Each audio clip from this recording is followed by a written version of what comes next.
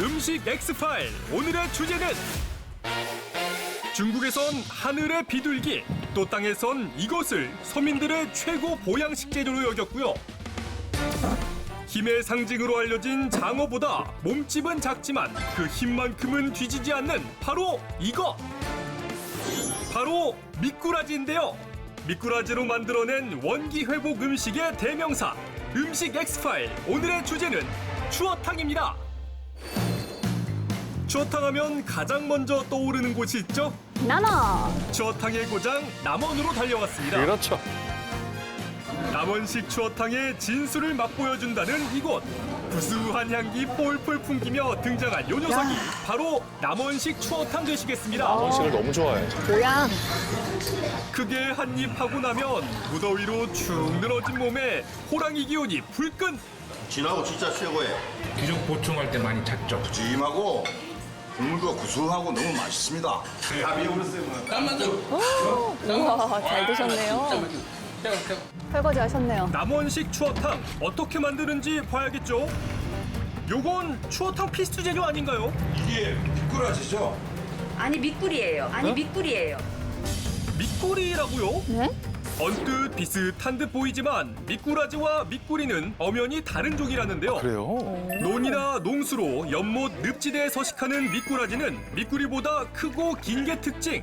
논과 농수로 하천바닥에서 서식하는 미꾸리는 미꾸라지보다 몸집이 작고 수염이 짧은 게 특징이죠. 옛날부터 내려온 할머니 때부터 써온 미꾸리. 남원에선 오래전부터 섬진강 일대에서 흔히 볼 수 있었던 미꾸리를 이용해 추어탕을 끓여 먹었다는데요. 그렇군요. 한 번 삶아준 미꾸리는 뜨거운 물을 부어가며 체에 곱게 걸러 추어탕 밑국물로 사용합니다. 여기서 끝이 아니죠.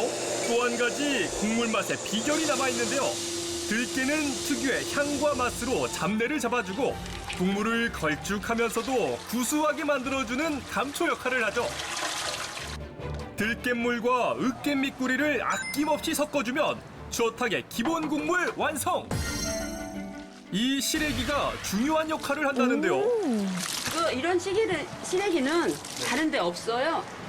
이 시래기는 남원에서만 나온 거예요. 그래서 남원 추어탕이 유명한 이유예요. 아, 시래기. 지리산 일대에서 자라는 질 좋은 시래기는 질기지 않고 부드러운 맛이 특징. 그렇죠, 안 질겨요. 또 남원은 예로부터 장문화가 발달한 지역이기도 하죠. 고추장과 된장까지 각종 장으로 풍미를 더해 팔팔 끓여줍니다. 이처럼 섬진강 지류에서 잡히던 미꾸리와 지리산 자락에서 나는 시래기, 그리고 장문화까지 결합해 남원만의 특색이 담긴 추어탕이 탄생! 전국적으로 인기를 얻게 되었죠. 대표적인 보양식으로 여겨지는 추어탕은 언제부터 먹기 시작했을까? 고려 도경이라는 게 있는데 그때 이제 고려 사람들이 즐겨 먹었던 9가지 생선이 기록되어 있는데 그중에 추가 있어요. 그러니까 우리가 지금 생각할 수 있는 건 이미 미꾸라지는 고려시대 때부터 서민들이 즐겨 먹는 음식이었다.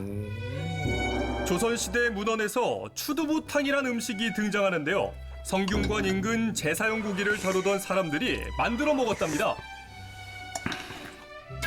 안으로 파고들려는 미꾸라지의 습성을 이용한 서민의 음식이었죠. 1924년에 이르러 오늘날 추어탕과 유사한 조리법이 등장하는데요. 밀가루 푼 국물에 미꾸라지와 두부, 각종 버섯, 소곱창 등 다양한 재료를 넣은 뒤 매운맛을 더한 음식으로 당시부터 추어탕의 형태가 만들어졌음을 알 수 있죠. 이 추탕은 지금의 서울식 추어탕 조리법과 매우 비슷하다는데요. 서울식 추어탕은 청계천에서부터 시작됐답니다. 오랜 시간 청계천은 서민들의 삶의 터전이었는데요. 청계천에서 생활하던 빈민들의 굶주린 배를 든든히 채워준 음식이 바로 추어탕이었습니다. 네. 하천변에 살다 보니까 제일 흔한 게 미꾸라지였어요. 그래서 그걸로 이제 추탕을 끓이는 거죠. 된장에 풀어서 이렇게 추탕을 끓였는데 그게 너무 맛있었던 거야. 그렇게 만들어지기 시작한 게 오늘날 서울식 추탕의 역사가 됩니다. 서울식 추어탕의 역사를 품고 있다는 이곳. 1932년부터 지금까지 서울식 추어탕의 명맥을 이어오고 있는 만큼 곳곳에 추억의 흔적이 빼곡합니다. 아, 이분이 사장님이신가 보다.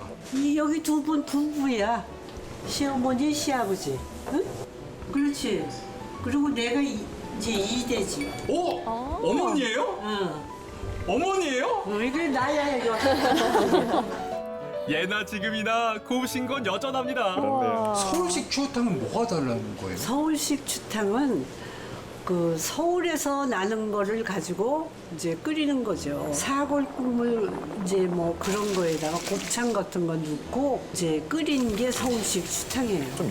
미꾸라지와 시래기가 주 재료였던 남원식과는 달리 다양한 재료를 넣는 게 서울식 추어탕의 특징. 아, 이게 갈아 놓은 거구나. 그래. 아, 이게 고춧가루를 넣어서 칼칼한 국물에 곱게 간 미꾸라지로 구수한 맛 추가해주고요. 마치 육개장처럼 달걀물을 풀어서 넣어주는 것도 남원식 추어탕과의 차이점 중 하나죠. 서울식 추어탕의 가장 큰 특징은 바로 통 미꾸라지를 넣는다는 점인데요. 서울식 추어탕은 왜 통 미꾸라지를 넣는 걸까요? 서울식은 원래 통추탕이야. 근데 뼈 때문에 응? 사람이 막 뼈가 가시가 걸리고 이래서 아, 그래도 원형이 이거예요. 이거지. 오래전 청계천에서 생활하던 서민들의 삶이 녹아난 음식으로부터 시작해 일품 보양식으로 거듭난 서울식 추어탕. 그 맛은 어떨까요? 여기 통마리가 이렇게 있잖아요. 이게 다 가른 게 아니야. 어렸을 때부터 집에서 추어탕을 해 먹을 때 통추어탕으로 먹었어요. 추어탕 자체를 추어탕 같지가 않게 생각이 돼가지고 아버님 살아계실 때 계속 통추어탕으로 먹었으니까. 추억을 떠올리며 시원하게 한입 해봅니다. 무언가 몸보신을 했다 하는 느낌이 들어요. 지금은 몸보신 음식의 대명사가 된 추어탕. 1927년 추어탕집의 풍경을 묘사한 글에 따르면 전에는 좀처럼 이런 곳에 오지 않았던 신사와 학교 선생님들까지도 추어탕을 즐기게 되었다고 기록하고 있는데요. 1920년대에 이르러 식당에서 돈을 주고 음식을 사 먹는 매식 문화가 발전하며 서민 음식이었던 추어탕이 대중 음식으로 변화한 거죠. 강원식 추어탕에도 특징이 있다는데요. 강원은 특히 인제를 중심으로 질 좋은 고사리가 재배되는 지역이기도 하죠. 특산물인 고사리를 넣어 푹 끓인 국물에 수제비를 투하, 쫄깃한 식감을 추가해 먹는 재미를 더해준답니다. 고추장을 넣어 얼큰한 맛과 다채로운 식감이 일품인 강원식 추어탕입니다. 경상의 추어탕도 살펴봐야죠. 경상식 추어탕은 보기만 해도 무언가 남다른 매력이 있다는데요. 다른 지역의 추어탕과는 달리 하얀 국물에 비밀이 숨겨져 있답니다. 미꾸라지를 삶아서 으깨주는 것까지는 다른 지역과 별다른 차이가 없지만 다른 양념 없이 배추 등 채소를 넣어 담백하게 우려낸 국물을 사용한다는 점이 경상식 추어탕의 특징이죠. 추어탕이 지역별로 다양하게 발전한 이유는 뭘까? 내가 사는 지역 주변에서 쉽게 잡히는 것들은 자기들이 가장 선호하는 방식 조리를 할 수밖에 없죠. 그게 이제 지금 시간이 지나서 보니까 지역적 특징으로 나뉘는 거예요. 기본적으로 미꾸라지라는 것은 그러니까 논농사를 기반으로 하는 지역에서는 다 서식하는 민물 생선이었던 거죠. 그러니까 농경이 기본이었던 국가에서는 다 먹었던 생선. 특히나 이건 쌀농사를 기본으로 했던 이 아시아권에서는 굉장히 공통점을 갖고 있는 생선이라고 볼 수 있겠죠. 중국에서도 오래전부터 미꾸라지를 보양 식재료로 먹어왔는데요. 본초 강목에도 효능이 기록되어 있죠. 하늘엔 비둘기, 땅에는 미꾸라지를 서민들이 구할 수 있는 가장 훌륭한 식재료로 여기기도 했답니다. 옆나라 중국도 미꾸라지 요리를 굉장히 다양하게 먹는데요. 우리가 모두 알고 있는 그분도 미꾸라지를 즐겼다는 설이 있습니다. 바로 조조인데요. 조조가 권력을 장악하게 된 계기가 바로 관도 전투였는데 이 전투 당시에 조조의 군대는 식량난에 시달리고 있었습니다. 군량이 떨어진 조조의 병사들은 진흙 속에 있던 미꾸라지를 잡아먹었고 이로써 식량 문제를 해결해서 관도 전투에서 승리를 거두게 됐다는 인간 설화가 있어요. 중국 미꾸라지 요리 중에서요, 우리나라 추어탕과 굉장히 유사한 것이 바로 니추탕인데요. 여기서 니추가 미꾸라지를 뜻합니다. 생강과 미꾸라지를 기름에 튀기듯 볶아준 뒤 대파와 고추를 넣어 매콤한 향을 더해주고요. 잡내를 잡아줄 발효술과 두부를 더해 끓여주면 중국식 추어탕, 니추탕 완성! 중국은 다양한 방식으로 미꾸라지를 즐겨 먹는데요. 중국 외에도 미꾸라지를 즐겨 먹는 나라가 있답니다. 광고 후에 공개합니다. 미꾸라지를 즐기는 또 다른 나라, 바로 일본인데요. 그런데 일본 하면 또 생각나는 게 바로 나베죠. 국물이 좀 자작하게 끓이는 나베가 있는데 미꾸라지도 나베처럼 즐겨서 달달하게 끓이는 게 특징이에요. 일본에선 보양식으로 장어를 즐겨 먹는데요. 장어보다 먼저 먹기 시작한 오래된 보양식 재료가 미꾸라지랍니다. 특히나 장어를 구하기 힘든 서민들이 미꾸라지를 즐겨 먹었다고 알려져 있죠. 그랬겠어요. 채를 썬 우엉 위에 미꾸라지와 간장 등 달짝지근한 양념을 더하고 달걀을 풀어 익혀주면 일본식 미꾸라지 요리 야나가와 나베 완성입니다. 또 베트남에선 바삭하게 튀긴 미꾸라지를 즐겨 먹는데요. 같은 식재료임에도 나라마다 즐기는 방법이 각양각색이죠.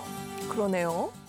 기본적으로 그 추어탕은 동네에 있는 하천에서 발견할 수 있는 생선이고, 근데 이 친구가 이제 사람의 인기척이 있으면 진흙 속으로 파고 들어가니까 저렇게 들어가는 게 보니까 이 아이가 힘이 좋겠구나. 그래서 우리의 원기를 북돋아 줄 수 있겠구나라는 발견에서 시작됐을 거예요. 참 신기한 것은 이런 발견을 비단 우리만 한 것이 아니라 이 동북아, 일본도 그렇고 중국도 그렇고 오래전부터 이 미꾸라지를 즐겨 먹었다라는 점은 이게 굉장히 흥미로운 지점이긴 해요. 알고 먹으면 더 맛있다. 음식 엑스파일. 오늘의 주제는 서민의 보양식 추어탕이었습니다.